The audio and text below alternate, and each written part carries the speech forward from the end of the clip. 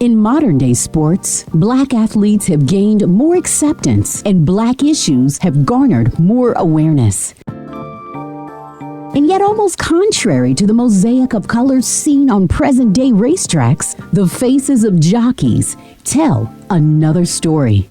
Like now, they're all Spanish. I was the first French to come here. That was the first time for me. A host of international athletes, such as Triple Crown winner and Kentucky resident Gene Kruge, have come to play important roles in racing. At the finish, it's going to be Seattle's 90. I was the only first one to come here. I was not very welcome, But when fans assemble in Louisville for the Kentucky Derby, they will witness a phenomenon somewhat unusual for today's American sporting events. Of some 20 riders, none of them are black. Yet, at the turn of the 19th century, in the very first Kentucky Derby, 1875, 13 of the 15 jockeys were African American, including the winner Oliver Lewis. African American jockeys went on to win 15 of the first 28 runnings of the Kentucky Derby. For the greater part of the 19th century, the early accomplishments of black jockeys runs deep in the sporting roots of America. We are in the midst of our Black Heritage and Racing exhibit, which is just a little less than 2 weeks old here at the Kentucky Derby Museum. This is the largest this exhibition's ever been, so that allows us to display more items, share more stories from those in the racing industry, those from cultural heritage organizations.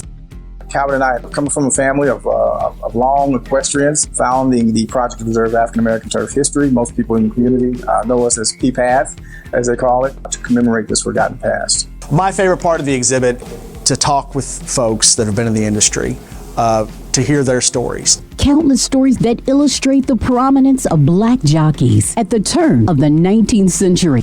Monumental, but often ignored. So I think that was really our first mission, to really get out and educate folks about this wonderful history. Stories that connect us and correct us. Gives us some insight of Jim Crow and this whole narrative of superiority and how that impacted the equine industry. Stories showing who we were. African American jockeys are very prominent through the first 27 years of the Kentucky Derby. And shaping who we are. But you turn to the 20th century, Jim Crow and segregation really impact African American jockeys adversely.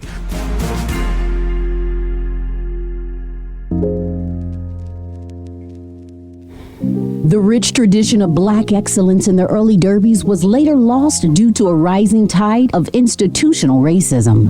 And this is where we really championed horse racing, because it was a sport that was built on diversity and inclusion. The same discrimination they were facing in everyday life, they were also facing on the racetrack.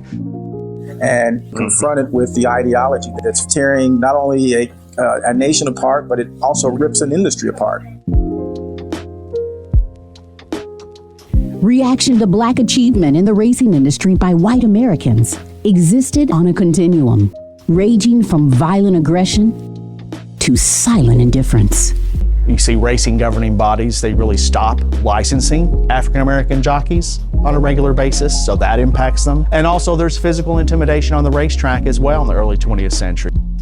With intensified competition for mounts, violence on the tracks against black jockeys by white jockeys prevailed without recourse. Jimmy Winkfield, the most recent African American jockey to win the Kentucky Derby in 1902, when he was racing, his white counterparts would actually ride him against the rail. I was not black, but him, he got a rough time. He got ruled off the time. I got ruled off too. So African American jockeys, their white counterparts, engage in rough riding tactics that could hurt him, hurt the horse. So trainers and owners are more reluctant to ride African American jockeys. He survived that, and he become, top jockey. At that time, very few could do that. Gotta give him credit for that. He was supposed to be a rough rider, and I was a rough rider. I was not Mr. Nice Guy, and the way he talked, he was not Mr. Nice Guy either. He got smart. He fell his in France. America's loss would be Europe's gain, as Winkfield went on to be the champion jockey in Russia and France. In Kiev, he was already top, so he could care less. That was the thing about him at that time. Wingfield retired from riding in 1930 with approximately 2,300 wins in a career spanning 2 continents. Just watching the reactions of when they come in, they see these large structures we've built that have images of some of these horsemen that are really just larger than life, and that was by design. So we really chose that symbolically to really have those people be portrayed as larger than life because we feel they are. He was a big guy. At that time, a jockey was a big deal. Like an ambassador was a big deal. Not too many people knows him, which is a shame. Because he was, then he was, to me, he was like an idol, Jimmy Wingfield, just one of the Black Americans who rose to the status of living legend. One of a kind.